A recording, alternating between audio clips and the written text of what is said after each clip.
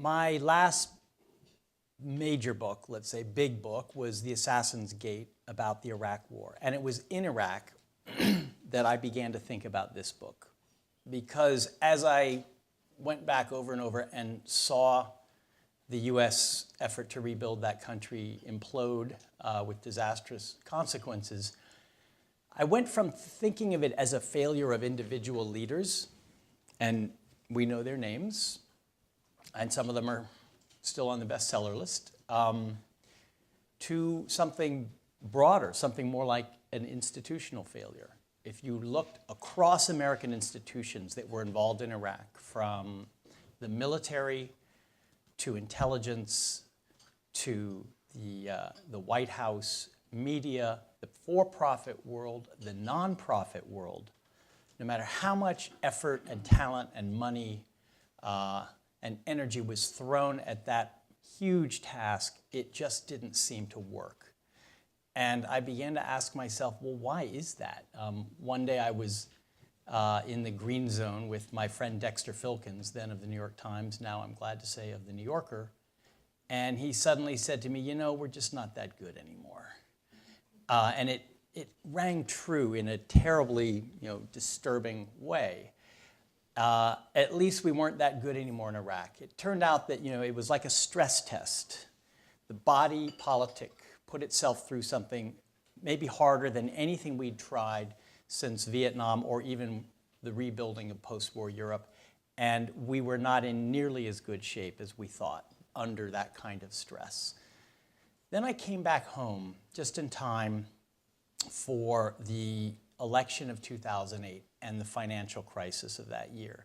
And suddenly it seemed not just abroad, but at home, one major American institution after another was not just eroding, but collapsing in a heap. Investment banks, commercial banks, auto manufacturers, one after another. It seemed like we were in some kind of a historic catastrophe. And even though 4 years later, 5 years later, things seem to have sort of calmed down and stabilized, I think it's worth not losing sight of just how tumultuous those years were and just what they began to reveal, at least to me, about the state of American institutions. And I wanted, this was a big, big subject, a huge subject, maybe too big, but I wanted to try to write about it. And I had to figure out how. My job at the New Yorker and my passion in life is to talk to people and to find out what makes them tick and to try to tell their stories in the most vivid and intimate way that I can.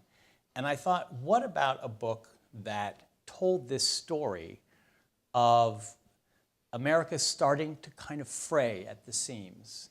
Something about the undoing of that deal that used to hold us together. And this is, if the book has a central theme, this is it. That in the past generation, that social contract that I was born into and that everyone in this room has some memory of, and that I think of as the Roosevelt Republic, the America that lasted from the 30s until sometime in the 70s.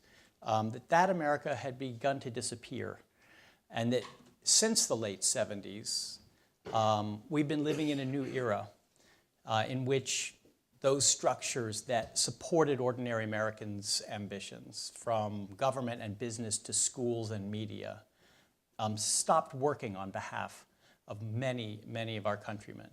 And instead, it became more and more a case of people feeling they were on their own, and some people thrived greatly on their own, and other people felt left behind with a rising sense of panic.